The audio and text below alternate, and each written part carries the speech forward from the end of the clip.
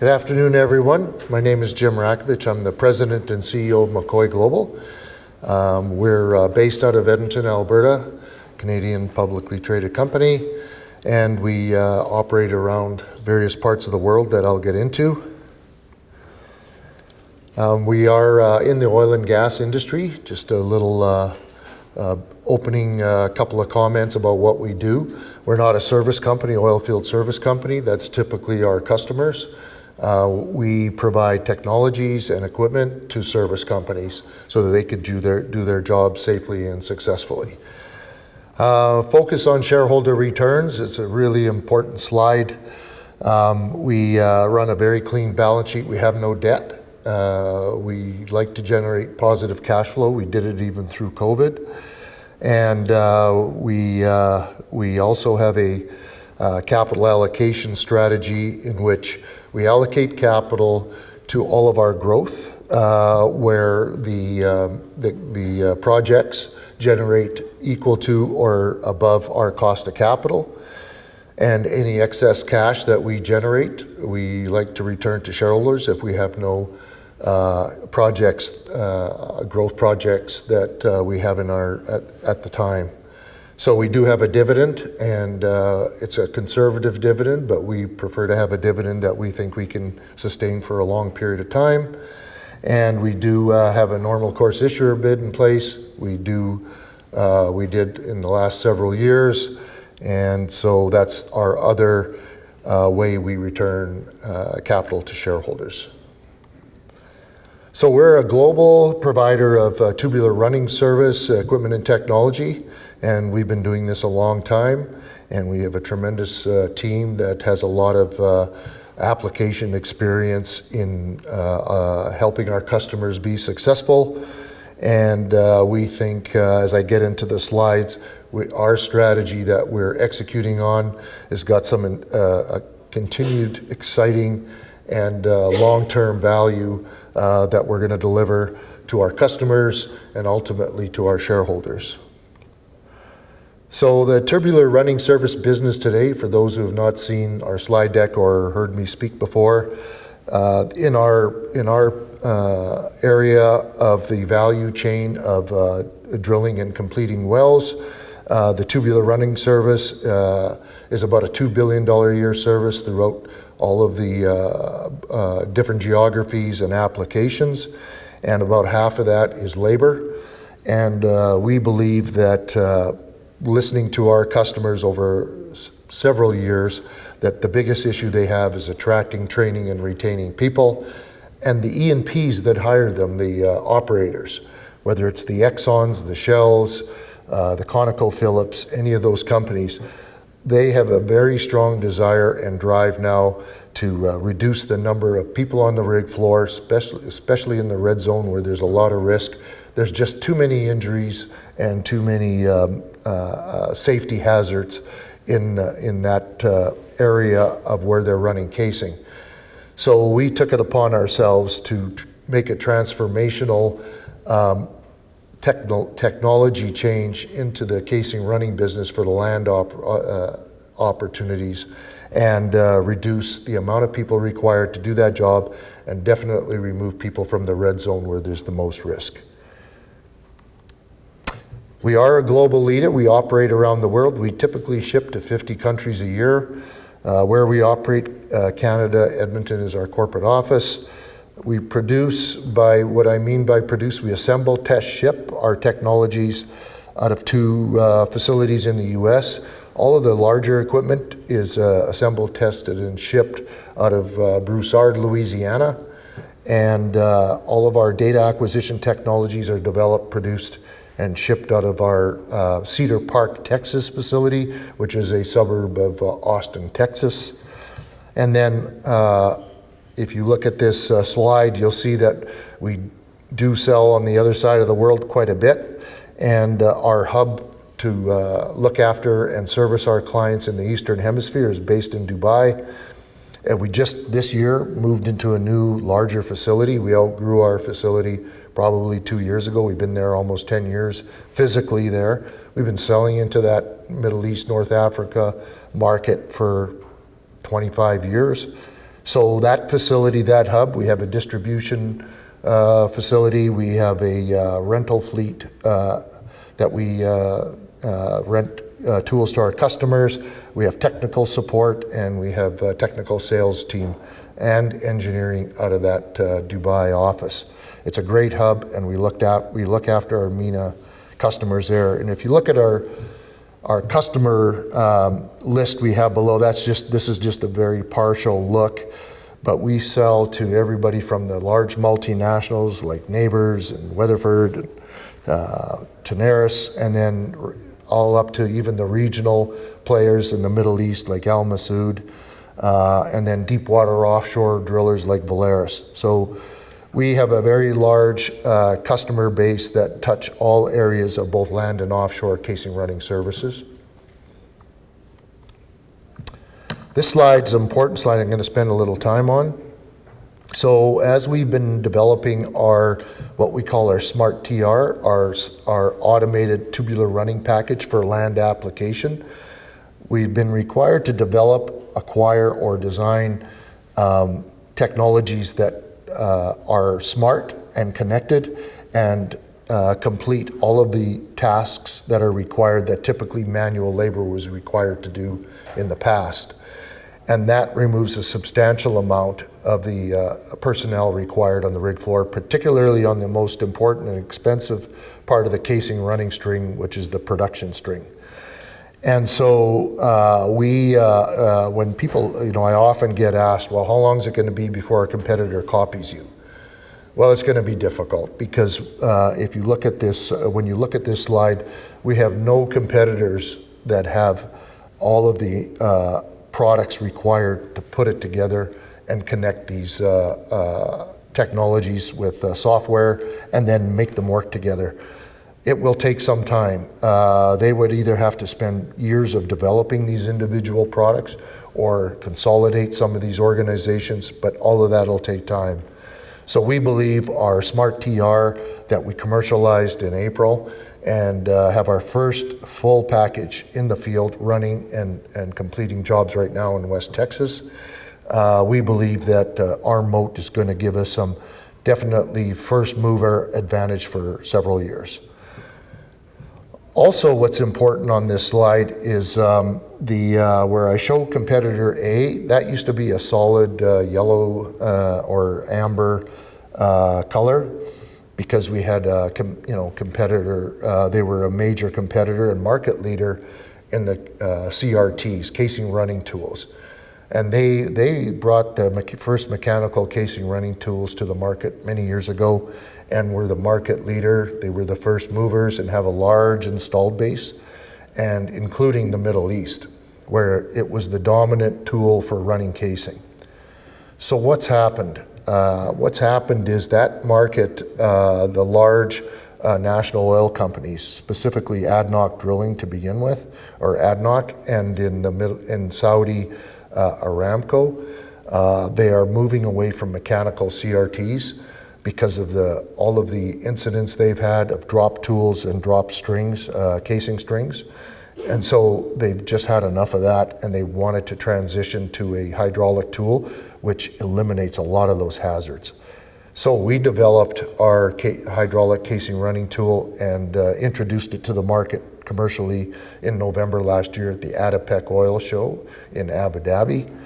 And subsequent to that show, we delivered tools to Saudi, and they've been running in Saudi for Aramco for quite a while, and very successfully. So Aramco is starting to really embrace the hydraulic CRT as the right alternative. In the United Arab Emirates, we wanted to get technically qualified for their upcoming tenders. And so we've just completed those qualifications. So we had, the minimum requirement was run 3 successful jobs, full casing running jobs, and meet all of their KPIs. And we met or exceeded all of those KPIs and were successful in all those jobs. As a matter of fact, they asked us to do a few more, so we ran a couple of extra jobs because they really needed those jobs to be done in a short period of time. So, what does that mean Well, it means a lot. In the way the business works, it's different in the Middle East than it is in the Western Hemisphere. The large national oil companies like Aramco and ADNOC, they do typically 3 to 5 year contracts, and those are coming up. So by August of next year, all of the existing casing running contracts are going to expire. So they initially put out the technical tenders, which has happened, and now they'll be issuing the contracts to the service companies that have bid on the new 3 to 5 year contract tenders for running casing, which start in August of next year. What's important is they've mandated and that it has to be hydraulic casing running tools have to be part of their package, and they can no longer use mechanical tools, which every one of them have a lot of. So now they have to replace those that don't have any hydraulic casing running tools. Will have to replace them. There's 2 companies that have hydraulic casing running tools, but they're their own proprietary technologies, and they're actually service companies. One of them is Weatherford, and the other one's called Expro, large multinationals. They bid on those contracts to provide the services. They have their own technology, their own casing running tools, but they won't sell them to anybody else. So for us, what that means is that anybody else that outside of those 2 companies that get rig allocations, they will require a casing running tool for each rig that they're allocated. In the case of United Arab Emirates, they're allocating for the August contracts, they're allocating 83 rigs.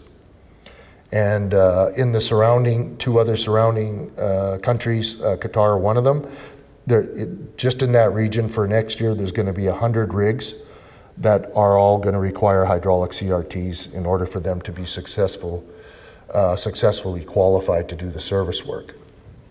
So what does that mean to McCoy? Well, each one of these hydraulic casing running tools, we retail those for about $750,000 US per tool. So we don't know what we're going to get. Yeah, that's the trouble. There's 2 things we always have to deal with the Middle East in particular. It's timing and allocation.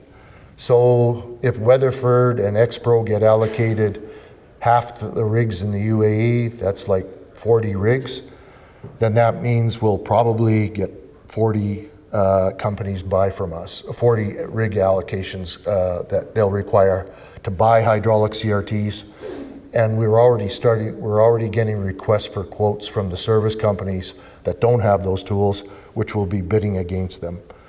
So if you ask me what's the opportunity when the bid round, when they open the seal and say who got what rig allocations, well, we might sell 10 hydraulic CRTs, we might sell 80. But we know it's not going to be there or there, it's going to be somewhere in the middle, we don't know. But it's obviously to a company McCoy size, if we sell 20, 30 of these CRTs and have to deliver them for the August timeline, it's a needle mover for us for sure. And the margins, because it's new technology and frankly, outside of those 2 companies that won't sell to anybody, we don't have any competitors, it's a great opportunity for us. So if you're looking outside the Smart TR that we've got going on in the U.S., we're going through the phase of getting adoption, and we've got the major player in the Permian Basin, essentially our partner, who are introducing this technology. That's going on in the Western Hemisphere, in the Eastern Hemisphere, just for some specific tools. We've got some major tenders coming up. So when 2026 is over and those get allocated and we start delivering the tools we're going to deliver into the Middle East just for those tenders and new equipment, then in 2027 the next opportunity is with Aramco, because Saudi's tenders come up in 2027. And it's not 100 rigs, it's 300 rigs. So that's going to be our next big opportunity, and by the looks of everything we're seeing, they're going to be mandating hydraulic CRTs as well. So I guess what I'm trying to tell you is we got kind of two legs on the stool right now on growth in our sight lines, and that is in the Western Hemisphere with the Smart TR package. We've spoken about many times over the last several years that we're developing, we commercialized, now we're in the adoption phase, and over time we believe we're going to grow our SaaS revenue off that technology, because in order to have any of these, that fully integrated Smart TR package, if you want to buy it, you have to get the subscription in order to get the value out of the software. So that's ongoing, and we're going to continue to see growth in that in North America. It's going to take time. Everybody's not going to move overnight. We got to make sure we get a good track record, and we're working with probably the best company in the Permian Basin to be able to get through that. So 2026 on the Smart TR, that's all market adoption, and we're supporting our customer going through that. And then when you look at the Eastern Hemisphere, it's the hydraulic CRT and that technology becoming the big opportunity in the Middle East. And then in 2027, we move to Saudi. So we've got some really good opportunities for generating really strong revenue and cash flow. And we're pretty excited about that. Now, just as a reminder, this one, it seems like every quarter just keeps changing. It wasn't that long ago, 3 years ago, that the second segment there, the hydraulic power tongs and other capital equipment, that's the legacy equipment. That's the equipment they ran casing with for 50 years. We still sell some of it, but it's becoming all less and less as we've grown our smart technology revenues. So we're replacing our legacy business, and it's as you can tell by the margin profile, it's a lot better and better returns for us. The legacy hydraulic power tongs and other capital equipment, that stuff's been around a long time. We have some really good competitors. So when you got really good competitors and they all produce something similar, you only have two things to sell on: delivery and price. And we're not like too excited about that kind of racket. So we're introducing new technologies, and we're getting really good traction, as you can tell by our revenue, and the margin profile will continue to be a leader. And so parts and accessories has been a recurring revenue stream we've had for a long period of time.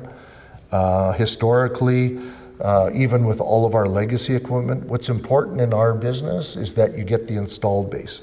So in the Eastern Hemisphere, Western Hemisphere, we have a lot of equipment we've sold over the years to many customers. And so when you have that installed base, they do one thing about our industry: they respect the OEMs and typically support you with buying replacement parts when the equipment needs updating or repair. And so we get that, and as you can tell, the recurring revenue stream of parts and accessories and consumables, the margin profile is quite a bit better than selling just the equipment. So that's been going on for a long period of time. The new technologies, the revenue's growing faster than that is, and that's because when you're introducing new technologies, you haven't got them in the market for a period of time where they're starting to wear out and generate that, but it'll come. Our financial performance, my message here is, well, first, there's a couple of messages here. If you look at the right-hand side, maintenance capital expenditures. So our CapEx, we're not a CapEx-heavy business. We're not a oil field services company where CapEx is heavy. 1.8 million was a big year for us. We had a couple of items that we took care of that are single one-time items. We were so outgrown in our Dubai facility that we needed to relocate into a larger facility because we're so busy there and providing more services, frankly, including training, customer training, etc. So we moved into a new facility. There was costs associated with that. That's done. We're in the new facility. We're operating. And then the other main big one is a test stand that we had to build. When you build our tools, or when you're on a rig, there's any tool that goes into where there's weight. For example, right on the drill path, that's called the load path. So imagine this: our tools have to hold a string of casing as they're running the casing in a well, and they got to be able to hold up to 300. Like our tools are rated, our small tools are rated for 350 tons. So you're in the load path. So we have to pull test the components of our tools that are holding that weight. And so there's very few places that do that kind of pull testing. And then for our 750 ton tools, it's even harder to find those people, but there's a large company, for example, in Houston that do that kind of work. So our lead times were delayed and the cost was high. First of all, you're paying them really big dollars to do that pull test, and you're also paying the transportation from Louisiana to Texas and back, and you're delaying your delivery times by about 2 weeks.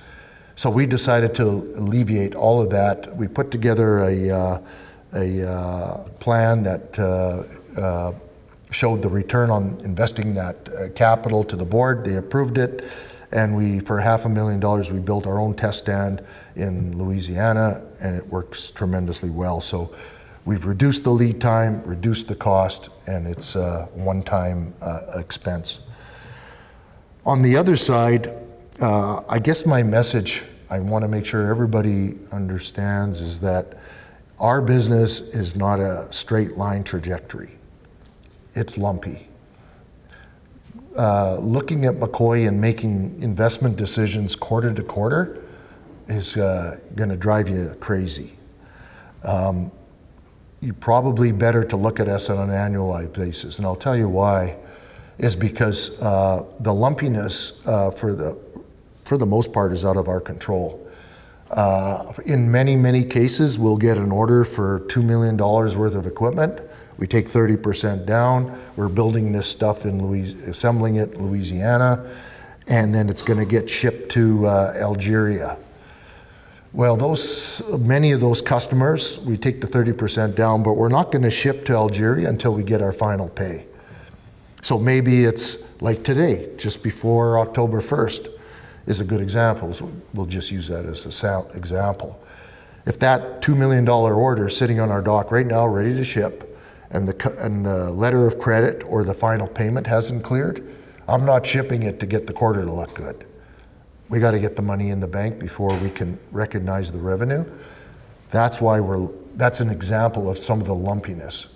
And then it'll make our next quarter look better because October 2nd, we're going to get $2 million that we produced in the last quarter.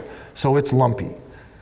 And then like I talked to you about the allocations of the rigs for ADNOC that's going to take place. All we know for sure is that they want to have those companies start their new contracts in August of next year. What we don't know, because they were supposed to already have allocated those rigs, but it never happened. But this is the Middle East, this is normal. So our best guess is they're either going to release those rig allocations in Q4 or Q1. We don't know. So timing is uncertain. We just know it's going to happen. We don't know when. And we don't know how many rig allocations are going to give us orders. So other than that, we know everything. But we have to plan for that, and we have to plan to be able to look after those customers and ship our products. So you'll see our working capital is up right now, and that's because we have some very long lead time items, specifically things like forgings. They take 34 to 40 weeks, and we can't wait that long. If we're going to, when the allocations come in and we get the orders, we have to be able to deliver. So we've made investments in long lead time items like forgings and things like that in anticipation, and we'll get through them. So that's really our story, and I'm happy to. I don't know if I have any more slides, but we're ideally positioned to meet the industry challenges. And I think we got a fabulous team and a tremendous amount of application experience, and they've been executing very well.